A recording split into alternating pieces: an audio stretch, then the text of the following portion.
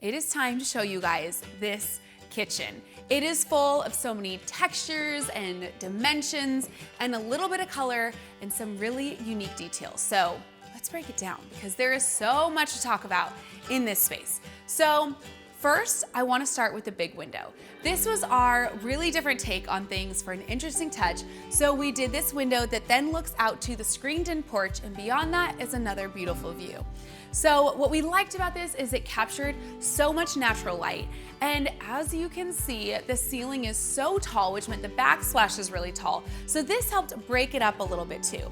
So I love how much this captures natural light, the view, and also then paired it with this hood. This is all plaster. We gave it a little bit of a, tapered shape detail, and that we did because we wanted something a little streamlined because, drum roll, is the stone. This stone goes up all the way around the kitchen. My favorite part is how the stone then interacts with the wood. Because the space is so tall, we felt like we needed something else to incorporate some texture and dimension. So we did these wood slats that go all the way to the ceiling, and then that kisses, of course, the ceiling treatment.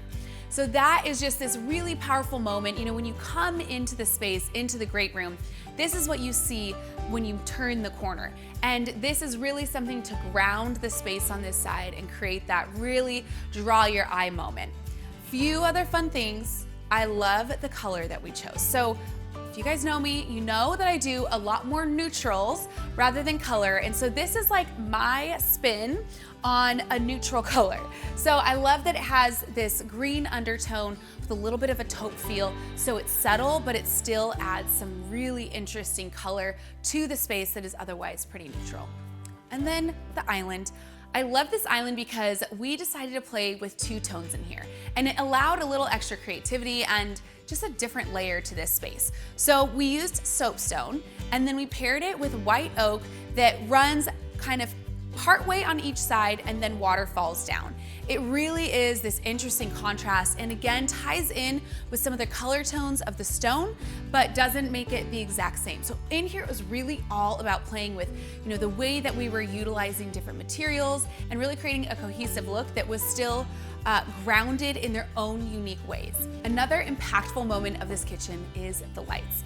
These are some of my favorite that we've ever done because we got to design them and work with a ceramic artist who's incredible, and he hand formed these and then hand carved each one. They have such an interesting layer and detail, and I love that from far away you can't quite see all the detail until you get so close. So it's kind of like a continued surprise. Now in here, because of the height, we had to really think through how we were going to make these feel kind of proportional to the space and also be a moment that really kind of grounded the kitchen.